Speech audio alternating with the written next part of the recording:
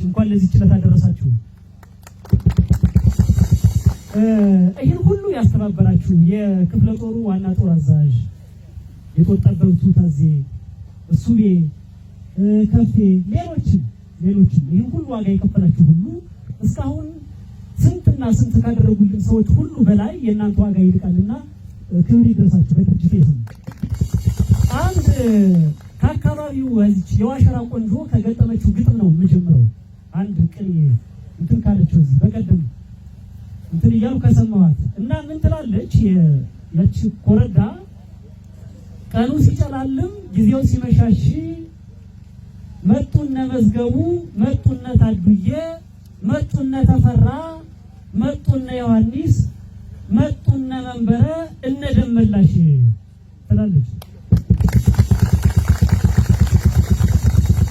ዛሬ የተቀላቀላችሁት ድርጅትና የተረከባችሁት ትግል ቅድም በጠራሁላችሁ እንቆች ታዱ ከመዝገቡ ሲቀበል እንደናንተ እንደቅድሙ በባንዲራ አይደለም የተቀበለው፣ በደም ነው። መዝገቡ በዛን ጊዜ ማንም በሌለበት ዘመን እዚህ ሞጣ ላይ ጥይት ተኩሶ ነው ዳሞት ላይ 1200 ጥይትና ይሄን ዲሽቃ ተጨማሪ ሞርተር ታዱ ይማርክ ዘንድ ታዱ ታውቁት የለ ያን ጀግና ደግ ትሁት ደፋር ጨካኝ ሊቅ የጦር ጠበብት ታዱ አንተነን ታውቁታላችሁ። መዝገቡ ያን ሲያረግ እንካ ብሎ ሲሰጠው ያን እንዲያረግ ነበር። ታዱ ቀጥሎ ለተፈራ ሲሰጠው እንዲሁ ነው። ሙቶ ነው ያሳየው። እንካ በደምና ባጥንት ያጸናውትን ትግል እንካ አለው። ከዛስ ይኸው ተፈራን ታውቁታላችሁ። ያን ጀብድ ሰራ። ከዚህ እስከ ደመጫ እየተወረወረ ከዛስ ተፈራ ለዮሐንስ ያስረክበው ደግሞ አይታችሁታል። ዮሐንስ ለመንበረ ያስረክበው እንዲሁ ነው።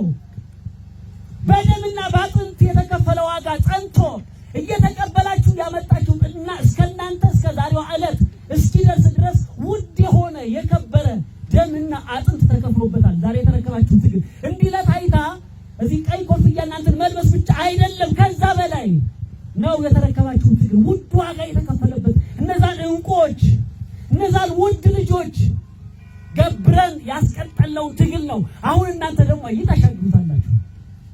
ወደ መጨረሻው ምዕራፍ እናንተ ደግሞ ታሸጋግሩታላችሁና በደምና ባጥንት የጸና ትግልና ዓላማ ድርጅት ነው የተቀላቀላችሁት። እንኳን ደስ አላችሁ። ይሄ ነው የኛ ትግል፣ ይሄ ነው የኛ አብዮት።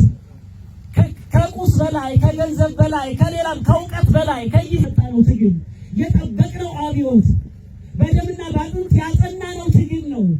ይሄ ትግል የቀልድ አይደለም።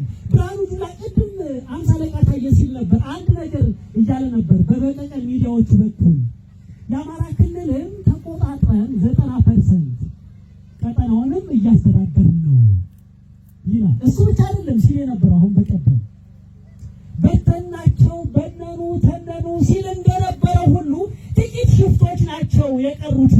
እነሱን እናጸዳና የአማራ ፋኖ በጎጃም ድርጅታችሁ እስካሁን ሲመጣ ህዝቡን የሚያስተዳድርበት እናንተን የመሰሉ ውድ ልጆች ኃይል የሚያበቃበት ለቀጠናው አማራጭ የምትሆኑ ኃይሎች የስነ ልቦና ብልጫ ያላችሁ፣ የኃይል ጥንካሬ ብልጫ ያላችሁ፣ የእውቀት ብልጫ ያላችሁ ኃይሎች የምናበቃበት የምናሰለጥንበት ነፃ ቀጠና ህዝብ የምናስተዳድርበት ነፃ ቀጠና እንዳለን እጃችን ላይ እንደሆነ ይኸው ዛሬ ለምርቃት የበቃችሁት ውድ ልጆቻችን ህያው ምስክሮች ናችሁ።